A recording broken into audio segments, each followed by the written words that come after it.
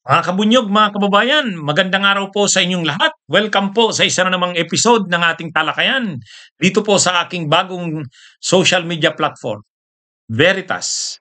Ito po, bago po itong platform ko nito. Kung hindi pa po kayo nakasubscribe sa aking YouTube channel na Veritas at sa aking Meta or Facebook page na Veritas, mag-follow na po kayo sa Facebook page at mag-subscribe sa YouTube channel. Dahil naniniwala po tayo, ang katotohanan o ang veritas ang magpapalaya sa ating bayan.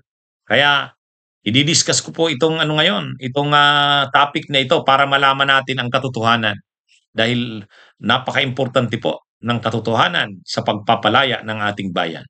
Ito, habang nagrarally ngayon ng Iglesia ni Cristo, unang araw sa 3 araw nilang rally, ngayong araw, in-interview si Ombudsman Boying Rimulya. Matindi ang mga sinabi ni Ombudsman Boying Rimulya, mga kabunyog, mga kababayan.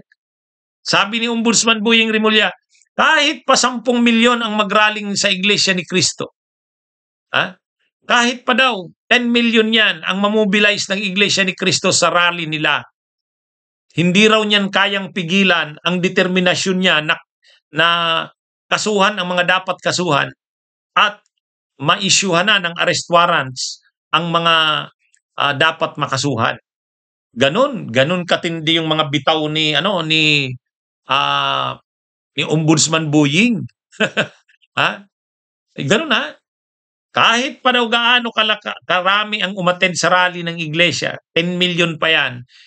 Yung mga pinangalanan na mga sangkot sa mga anomalya sa flood control, mga matataas na officials yan. Chis Escudero, Joel Villanueva, Jinggoy Estrada, pati yung mga dating senador, si Bong Revilla, si Nancy Binay, pati si Mark Villar daw, pag-aaralan na yan.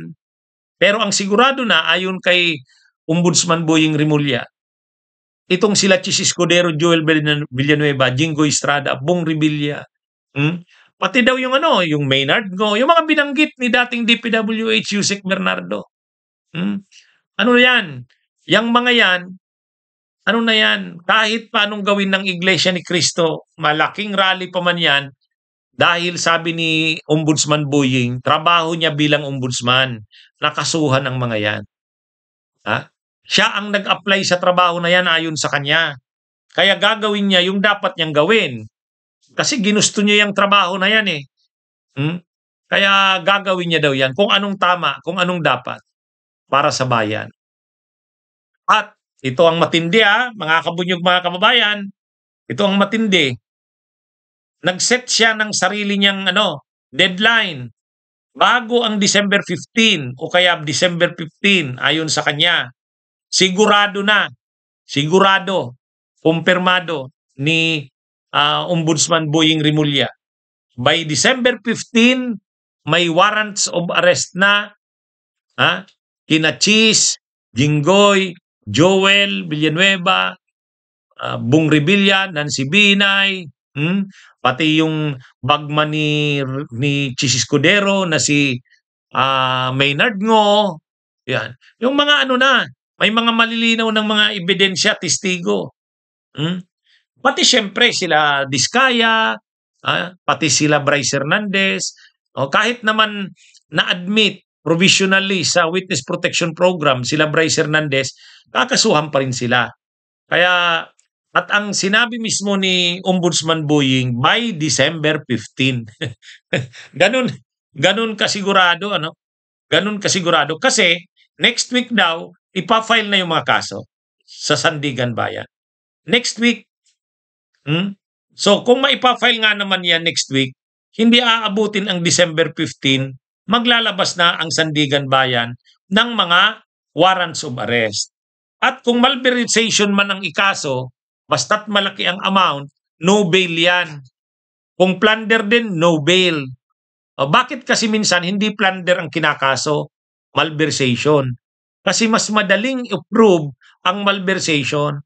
Ang elements ng crime ng malversation, mas madaling i-prove. Kumbaga, doon kasi sa nangyari sa mga kaso nila Revilla, nila Jinggoy Estrada, nila nila Enrile doon sa mga plunder cases nila na ano nagkaroon ng mga jurisprudence. Ibig sabihin, ang mga desisyon sa mga kaso nila, na-acquit si Revilla, na-acquit si Jinggoy, na-acquit si Enrile. So kung gagamitin mo ang plunder, masyado nang mahina ang laban sa plunder. Kasi yung mga desisyon sa mga cases na yon, yung mga PDEF cases nila Revilla, nila Jinggoy Estrada at saka ni Enrile, yung jurisprudence hindi na pabor sa pag-prosecute ng plunder. Masyado nang mahirap i-convict ang akusado sa plunder. Pero kung malversation, basta't mataas yung amount, non-bailable pa rin naman yan eh. Non-bailable. Kaya ito mga kabunyog, mga kababayan, sinigurado na ni Ombudsman Boying, ipafile na nila ang kaso next week. At matapos nilang ma-file ang kaso next week, lalabas na ang mga warrants of arrest sa mga senador na yan. Ha? Kaya siguro makakaano tayo. Ano kaya, no? Imaginein nyo yun. Ha? Sabay-sabay na lalabas ang mga arrest warrants ng mga yan. Tapos, ano ba kaagad yan? Sabay-sabay halos na i-implement ang pag-arrest sa mga yan. Ha? Matindi yan. Mainit talaga ang ating bago magpasko, mainit ang politika natin bago ang Kapaskuhan. Medyo mabigat. Ang daming aarestuhin. Si Bato, plus itong mga senador at mga na makakasuhan dito sa anomalya sa flood control. Grabe. Talagang mabigat itong mga nangyayaring ito. Kaya siguro pinipigilan ng iglesia iglesia ni Cristo sa pamamagitan ng rally nila. Kasi mga kaibigan ng Iglesia ni Cristo, sila Chis Escudero, sila Joel Villanueva, sila Jinggoy Estrada, mga yan ang Iglesia ni Cristo. Kaya siguro pinipilit nilang mapigilan pa yung paglabas ng arrest warrants sa pamamagitan ng rallying ito na 3 araw, ma-pressure ang mga ahensya ng gobyerno na wag ituloy-tuloy yung mga planong kasuhan. Sila Jinggoy, sila Chi, sila Joel Villanueva. Pero anong sabi nga ni Ombudsman Boying, hindi. Kahit pa 10 million daw ang mag-rally na Iglesia ni Cristo, hindi mapipigilan ang pag-file ng kaso at hindi mapipigilan ang paglabas ng warrants of arrest sa kanila. Aarestuhin sila bago mag-December 15. Yan yung sinasabi ni Ombudsman Boying.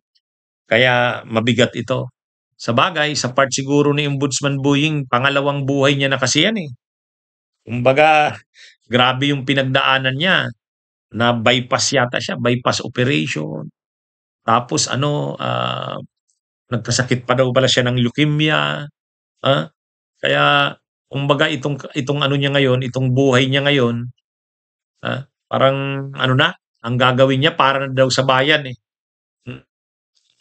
Pagsukli niya sa Panginoon sa binigay sa kanyang pangalawang tuloy-tuloy pang buhay. Kasi kung daw, ang hirap ng pinagdaanan niya. So ngayon parang ang gagawin niya para sa bayan na. Para sa bayan na. Sinabi rin ni Boying Rimulya, mahirap din sa part niya kasi mga nakasama niya raw yan. O kumbaga naka-engage niya yan, yung mga yan.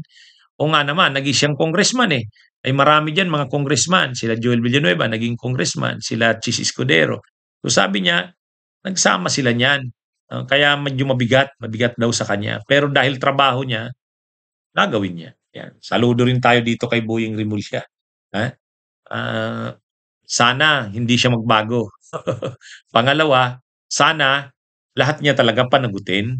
Kahit naman alyado ng Marcos o ng administrasyon. Basta't may kasalanan sa anomalya, sa flood control, dapat managot, dapat kasuhan. Sana. Pero maganda ito dahil talagang sinabi niya na by December 15, may arrest warrants na lalabas. Ayun, abangan natin, mga kabunyog, mga kabayan. So mabuhay po tayo. Magandang araw sa inyong lahat.